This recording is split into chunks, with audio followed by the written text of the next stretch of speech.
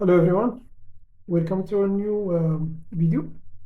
In the last video we created the current message for our ECU doors testing project inside the DBC file.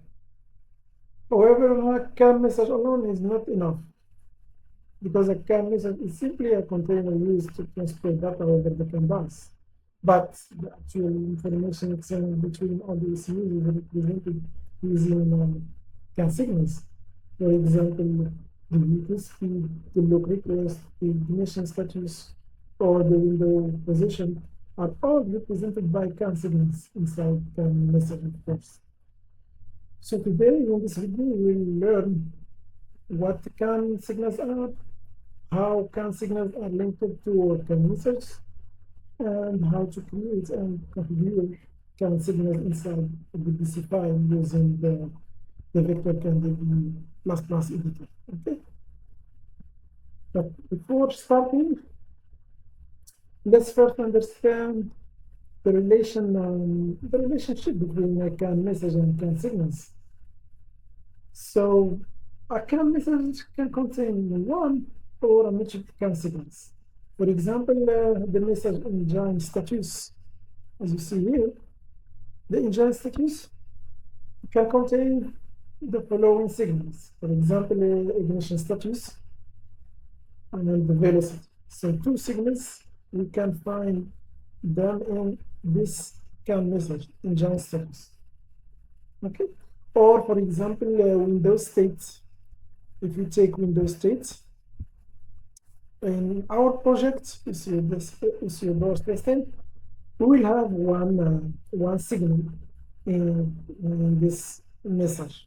On the signal, we will take window position as a name. Okay. So we have, for example, we can take these two examples. Ignition engine status, we have ignition status and velocity as the signals inside this message, or we can find the window position like a signal inside this CAN message window state. Okay, so the CAN message transports the data over the network, while the CAN signals represent the actual values exchanged between ECUs. So each CAN signal has a size in bits. For example, the signals will be represented in how many bits, and also data type. Each CAN signal data type, but also the minimum and the maximum values that can take these CAN signals. And it's associated with a specific CAN message, of course. It's mandatory. Each CAN signal, it should be associated with a CAN message. Because each CAN message, we can find at least one CAN signal in practical side, of course. So let's start by creating some CAN signals, or all the CAN signals of our project in this CAN DB editor. Okay, so as you see here, I have already the CAN database open, and I have also the ECU node already created. I have the message, the 5 message already created, and now we will start to create the CAN signals. Okay, the CAN signals of the project, ECU doors testing project. Let's start by the first message, the first signal, sorry. So in this interface, when you click to new, right click new, you have this interface. Engine status will give as the name of our first signal the length be 1, so 1 bits. If you're going to be in 1 bit, you have the value type and second value. The factor, you can use 1 and 0 as offset. The minimum, of course, so if you have infinite bits, the minimum it will be 0 and the maximum is 1. Okay,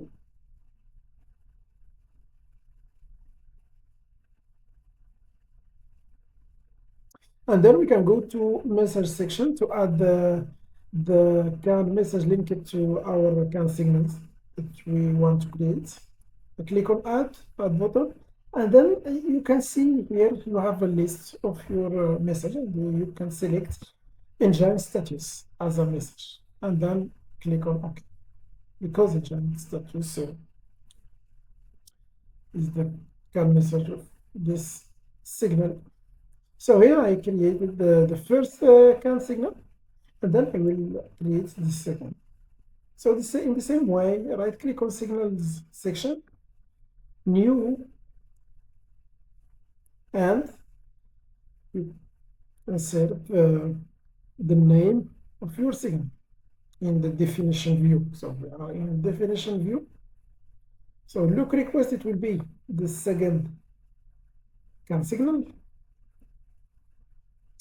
For the length, I will choose 1, so it will be represented in 1 bit. And the type for this signal will be on signal. So automatically the minimum is 0 and the maximum will be 1.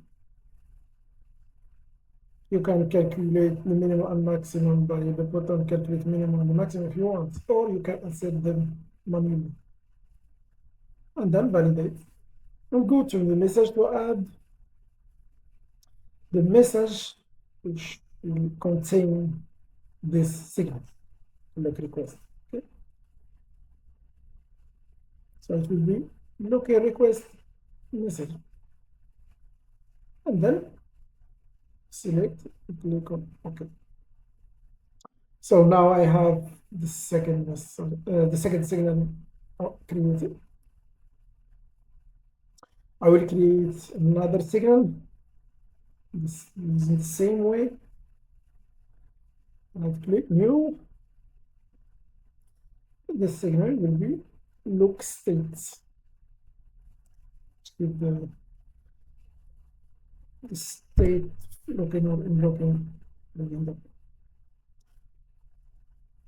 So the length will be one bit, will be represented 1 bit, because you can have look or unlock state. So you have 2 options. And automatically the minimum will be 0 and the maximum will be 1, and the value type is the same inside. Okay. And the init value of course is 0, so as you see. And then validates the definition section by clicking on OK, and then or go in to message before validate. So go to message, add the CAN message, link it to this signal, link it to look state signal. It will be looking state. So looking state message will contain the look state signal. Okay, as you see here, well, now we have 3 signals created. And in the same way, we'll add the velocity signal. So right click, new. In definition view, we will write the name of our signal, the velocity signal, and the length. And now in the length of this signal, in this case, it will be 8. So it means 1 byte. So 8 bits, 1 byte. So it will be represented 8 bits. And the value type will be inside. And now the minimum and the maximum will be not 0 and 1. Okay. So will be 0, of course. The maximum will choose the 200. Okay. 200 as a maximum. I will choose manually, or you can calculate the maximum. But for our case, we will keep only 200. Okay. And then You can go to message section, then link your signal to the message that will contain the signal. In this case, engine status. Okay, so engine status message will contain the velocity signal, and then validates the creation by pressing OK button. Okay, so now you have velocity created. Let's move to window position. So we'll create it. Right click new, we'll add the name window position.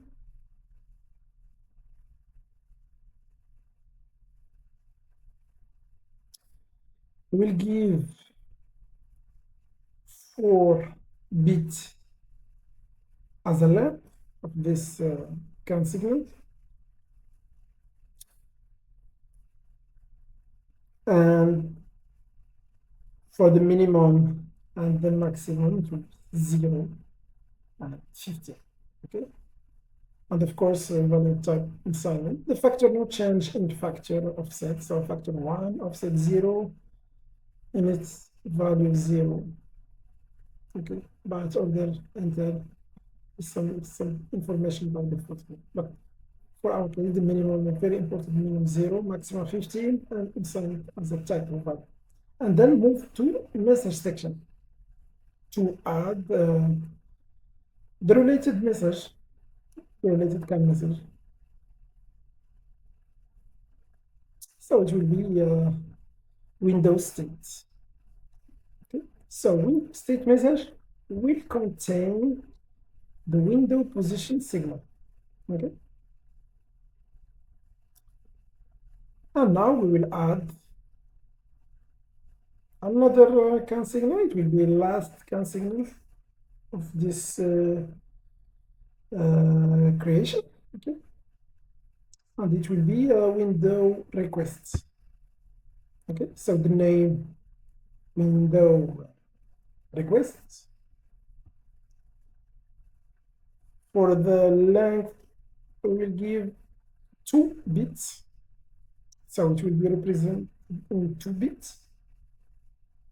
So the minimum and the maximum will be 0 as a minimum and maximum 2 as a maximum, and we will keep the same type, the same value type inside. Okay, for the factor, no change in the factor offset, also no change in the value, of course 0. Unit, we can add unit if we want, for us no units. Okay, and we validate the creation by pressing on. Okay, we have value table. We will talk in another video about the value table for each CAN signal, but now keep only the creation of CAN signal and configuration of the CAN message. What we do now. So we configure the CAN message, and then it will be window request. Okay, so here you see all the CAN signals created. Okay, so we have six CAN signals: ignition status, lock request, lock state, velocity, window position, and window request. So if I move to engine status, I will see that I have 2 CAN signals.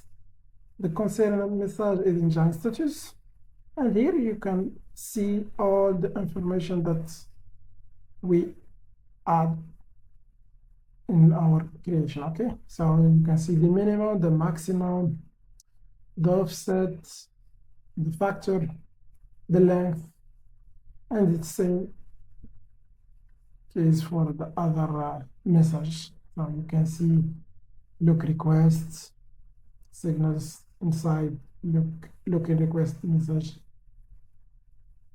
and this is what we can see for all the messages. And now you in the section, in signal section, you can see all the signals that we create. Okay, so in the information for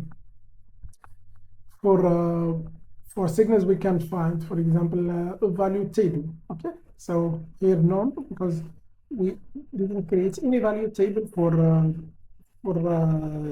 this signal, or our signals in general. So it will be the next topic.